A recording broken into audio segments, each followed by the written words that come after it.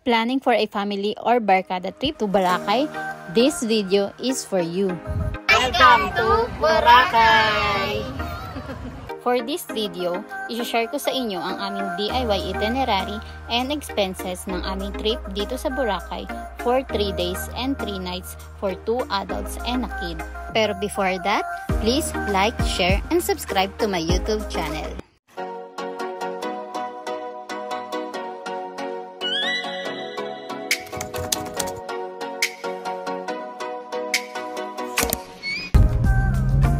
Mas maganda na maaga ninyo planuhin ang inyong Boracay trip. May chance kayo makapag-book ng mas mura o discounted na flight. Like in our case, medyo late na kami nakapag-book ng aming flight. Mga 3 weeks before ng aming trip. Kaya medyo pricey ang nakuha naming airfare. We book around trip tickets, Manila to Caticlan and vice versa in AirAsia. Ito yung details ng aming naging airfare. Pero pwede ka namang makapag-abang ng mga seat sale kung matagal pa ang inyong trip. Travel time from Manila to Caticlan is less than an hour. In your cabin crew together with me, our cabin crew Iris, Jano, and Ira. This flight will take 45 minutes. Dumating kami ng Caticlan Airport at around 8:30 AM. From Caticlan Airport, sumakay kami ng tricycle going to Jettyport. Tricycle fare is 75 pesos each. Total of 150 pesos para sa aming dalawang mag-asawa. Then, libre na yung anak namin. 10 to 15 minutes, mararating nyo na ang Jettyport. Sa port, magbabayad kayo ng terminal fee, 150 pesos each, environmental fee, 150 pesos each, and boat fare na 50 pesos each. Free of charge ang 5 years old pababa. Total payment, 700 pesos. After nyo magbayad, diretso na kayo sa loob ng port, going to Boracay. Pagsakay nyo ng boat, susundan nyo lang yung seat number na ibinigay sa inyo. Once na mapuno ang boat, ay aalis na agad ito. 10 to 15 minutes ay nasa Boracay na kayo. Paglabas mo ng port, maraming mag-aalok sa inyo ng service papunta sa inyong hotel. May nag-alok sa amin ng ride going to our hotel for only 200 pesos para sa aming apat. So total ng 50 pesos each ang aming naging sharing. Dito nga pala kami mag-i-stay sa Astoria Current for 3 days and 3 nights. 4 adults nga pala kami. Kasama ko pala yung dalawa kong kaibigan. Hindi ko masishare yung room rate namin dito sa Astoria kasi member yung kaibigan ko dito. Kaya yung parang excess payment na lang yung pinaghati-hatian namin. Pero para may idea tayo, nag-search ako sa Klook at ito yung aking mga room rate na nakita. They will serve you welcome snack and drinks upon arrival and a blue beaded necklace. Perfect. Enjoy! Thank you! Maaga kaming dumating dito sa Astoria. Ang check-in time pa namin is 2 PM. Kaya naglakad-lakad muna kami sa harap ng beach.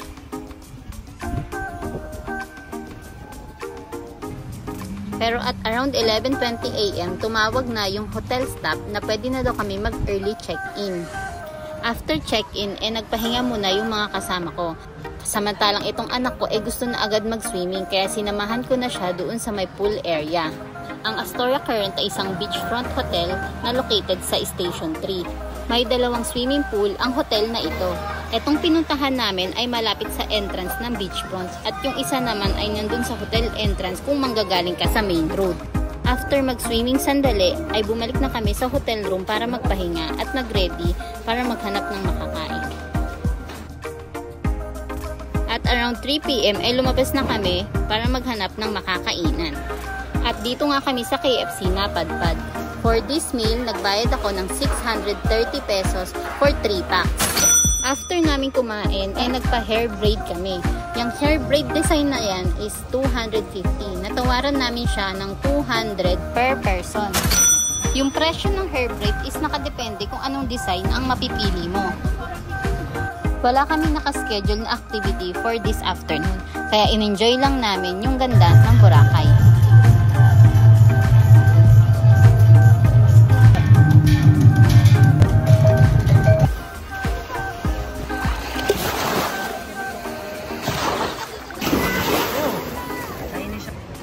PM ay bumalik naman kami sa hotel para mag-swimming sa pool at magpalipas ng oras. Past 7 PM, lumabas na kami para maghanap ng makakainan. At dito nga sa La Carmela de Boracay nga kami magdi-dinner. Dinner buffet is 395 pesos. Free pa yung anak ko.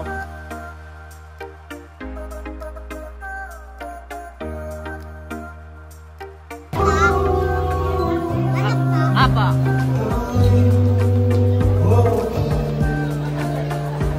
Sakto at natsyempohan pa namin ang fire dance. Nag-tip lang kami dito after ng kanilang show.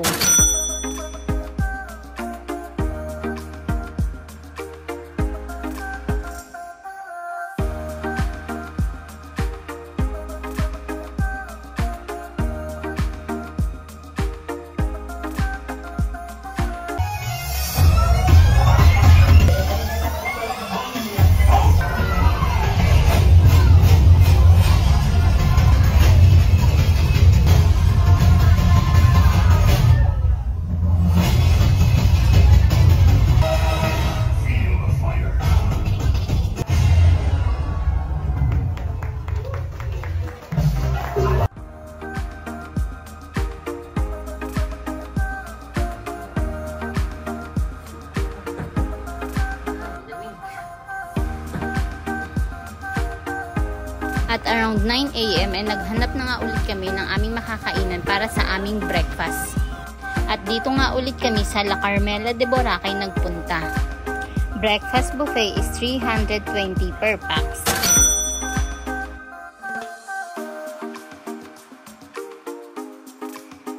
After breakfast ay nagpahinga lang kami dito sa may tapat ng beach habang hinihintay namin yung contact person namin para sa aming water activity today. We decided to try scuba diving. Nakuha namin siya for 2,000 pesos per person. Papunta na kami sa Ocean Field Dive Center sa may Station 1. Eat right fare is 100 pesos para sa aming apat. Susulat ko na po yata. Yung mag-guide ko sa inyo, tama yung tinatawag namin dive master. So they are all professional and then may mga lisensya po yan sila. Sila din po yung magtuturo sa inyo sa shallow water, which is deep of water bago tayo mag-boat dive. So yung ratio po namin is 2:1. Ibig sabihin, 2 divers beginners, yung first timer, mayroon talaga yung mag-assess or yung dive master na mag-in-charge sa inyo. After ng almost 30 minutes na orientation, nagpalit na kami ng diving attire, provided naman nung agency. Then nag-boat ride na kami papunta doon sa diving site.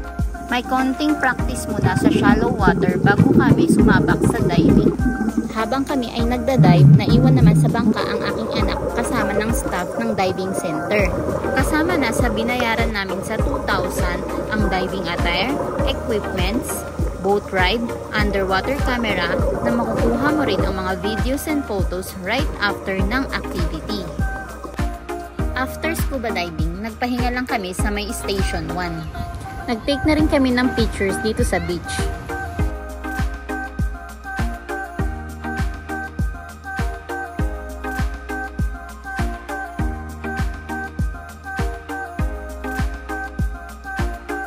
May bato-bato pa. Mas paudiri ang buhangin dito sa may Station 1. Kaya dito na rin namin napiling mag-stay hanggang sunset.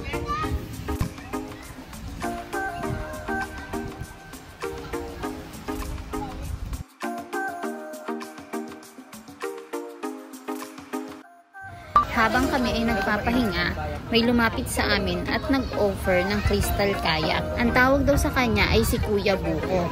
Na-feature na daw siya sa isang video ng isang content creator sa TikTok. At around 5:30, naglakad na kami papunta sa may Willis Rock.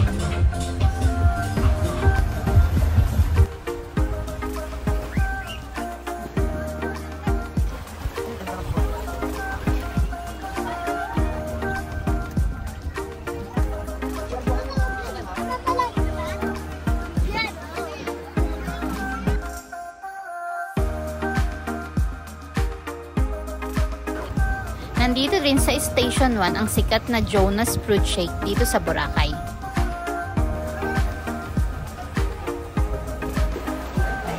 Umorder kami ng isang mango shake and avocado shake. 180 pesos each yung shake na in-order namin. Total of 360 pesos. Ay, naka-rice straw. From Station 1, naglakad na kami papunta sa Eskinita para sa aming dinner. Ang restaurant na ito ay nasa loob ng Secret Garden sa may Bulabog. Nasa 20 to 25 minutes din ang nilakad namin from Station 1 sa Willis Rock to Eskinita.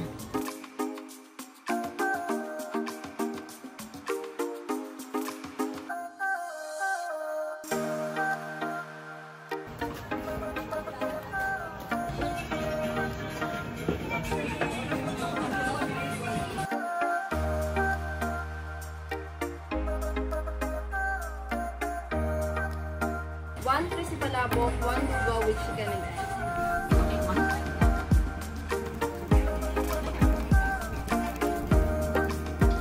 For this meal, we spend 530 pesos para sa aming tatlo. Tantag ko mo lang po. Sa inyo po. At syempre, gusto rin namin ma-experience ang nightlife dito sa Boracay. Dito nga kami pumunta sa may Club Galaxy. Free entrance at malawak ang dance floor dito.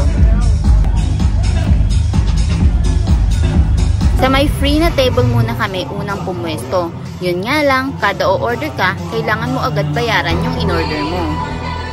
Kaya lumipat kami sa may VIP table. 2,000 ang nakuha naming table.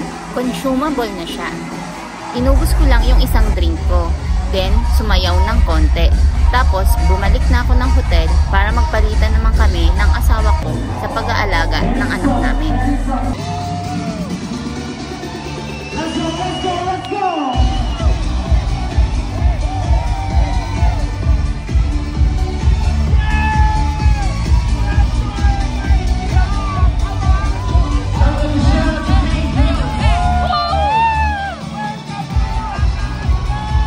Sa part na to, asawa ko na ang kasama nila. I-trike fare pagbalik ng hotel is 150 pesos.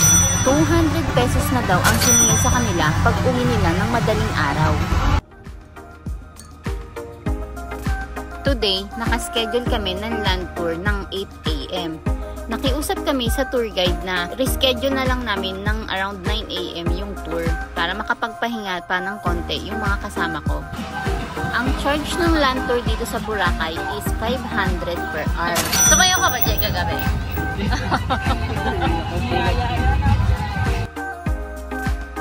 Si Kuya Kate yung nakuha naming tour guide. Hello!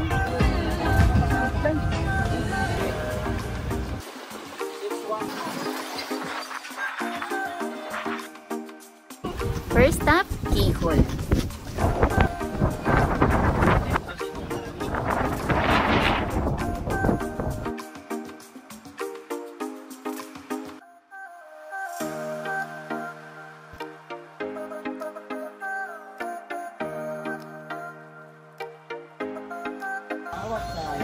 Pagdating ng Puka Beach, maraming mag-aalok sa inyo ng free banig.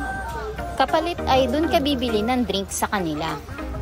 Etong buko na nabili ko is 200 pesos. Medyo pricey siya kaya I suggest na you can always say no naman sa mga nag-o-offer sa inyo. Mas maganda sanang ihuli ang Puka Beach sa inyong itinerary sa inyong land tour. Gusto pa sana namin mag-stay dito sa Puka Beach, kaya lang we only have limited time at may mga stop pa kami na dapat puntahan.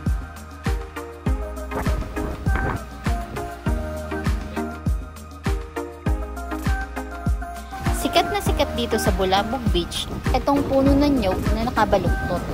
Naging paboritong photo spot na siya ng mga turista.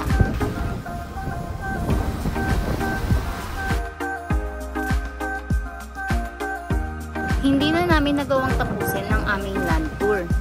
Bukod kasi sa hindi na kami nakapag-breakfast, napatagal pa kami sa pagpila dito sa may photo spot dito sa may Bulabog Beach.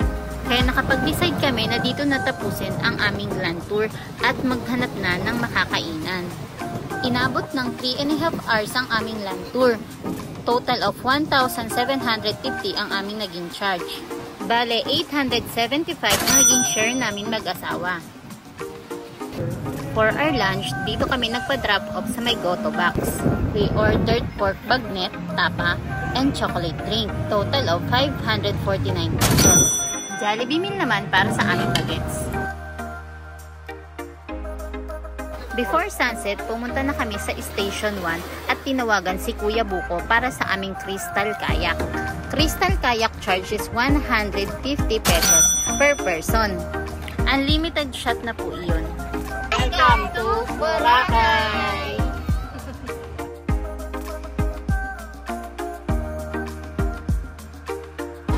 For our dinner, dito kami sa Mang Inasal kumain. For this meal, we spend 517 pesos. Sa aming tatlo na yon. After dinner, nagpa-picture lang kami dito sa may Sand Castle. 20 pesos per head ang bayad. While walking, pabalik ng aming hotel, nakita namin itong gumagawa ng personalized keychain. 7 pieces na siya for 100 pesos only.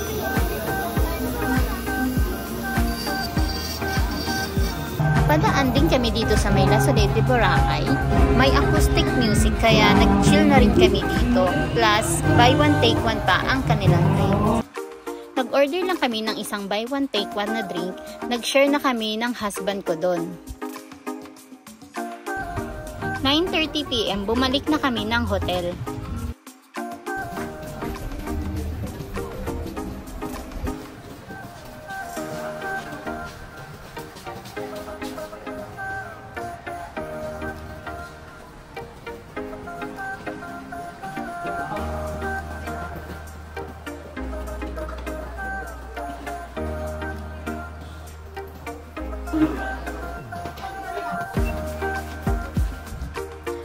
AM, gumising na kami para i-ready ang aming mga gamit pabalik ng Manila. Sumakay kami ng e-trike from our hotel to port.